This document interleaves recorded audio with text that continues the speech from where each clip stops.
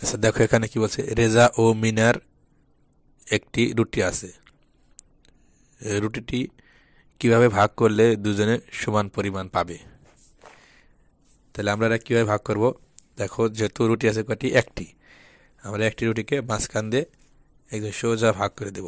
তাহলে কয়টা অংশ হলো? দুটি। রেজা পেলো একটি এবং মিনা পেলো এই একটি অর্ধেক। তাহলে আমরা এরা কি লিখবো? তাহলে আমরা এরা যখন কোনো বস্তুকে আমরা ভাগ করি তখন কি হয়, এরা অর্ধেক হয়ে যায়, তখন কিন্তু আর আমান পুরোপুরি থাকে না। তাহলে আমরা এরা কিভাবে বলবো? এরা হচ্ছে 2/1 অথবা অর্ধেক বলবো। লেখার সময় কীভাবে লিখবো? দেখো আমাদের রুটি ছিল কয়টি? একটি, আমরা একটি উপরে লিখবো এবং আমরা করছি কয়টি? দুইটি টুকরা করেছি না, দুইটি, এটা নিচে লিখবো। এটাকে কি বলা হয়? ভগ্ন অংশ বলে। এটা হচ্ছে 2/1। সেইখানে দেখো কি লিখছে, একটি কাগজকে 4টি সমান ভাগে ভাগ করা হয়েছে, প্রতিটি ভাগকে কি বলা হয়? তাহলে কাগজ ছিল কয়টি? একটি, ভাগ করা হয়েছে কয়টি? 4টি সমান ভাগে ভাগ করা হয়েছে। তাহলে এখানে 4টি টুকরো করা হয়েছে। তাহলে আমরা কি, যখন আমরা কোনো বস্তুকে 4টি অংশে ভাগ করি তখন আমরা এই অংশগুলো কি বলা হয়? 1/4 বা 4/1। লেখার সময় আমরা কীভাবে লিখবো? দেখো অংশ ছিল কয়টি? একটি, এক আমরা উপরে লিখবো এবং কয়টি অংশে ভাগ করা হয়েছে? 4টি। যতগুলো অংশে ভাগ করা হবে ওইটা আমরা নিচে লিখবো। তাহলে আমরা 4টি অংশে ভাগ করছি, এটা 4 নিচে লিখবো। আমরা এইভাবে লিখবো এবং বলার সময় কীভাবে বলবো? 4/1 বা 1/4। এখানে আছে 4/1, এখানে আছে 2/1।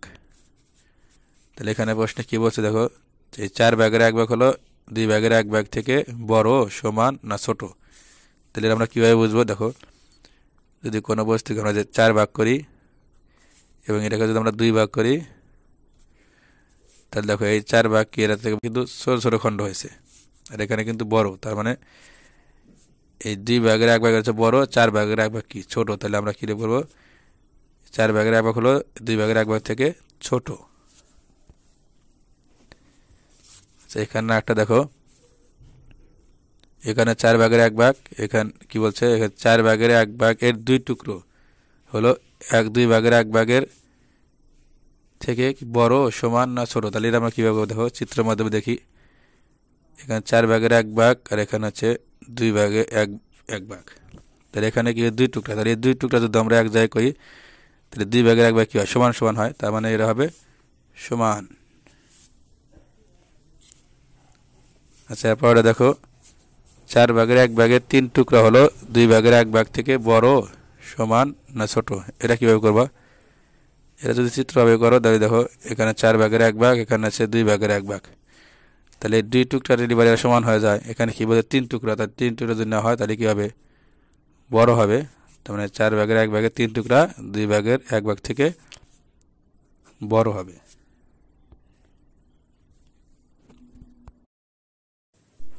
প্রিয় ভিউয়ার্স, দ্বিতীয় শ্রেণীর অঙ্ক বিষয়ে ধারাবাহিক ভিডিও পেতে আমাদের চ্যানেলটিকে সাবস্ক্রাইব করে রাখুন এবং আপনার মূল্যবান মতামত কমেন্টের মাধ্যমে জানিয়ে দিন।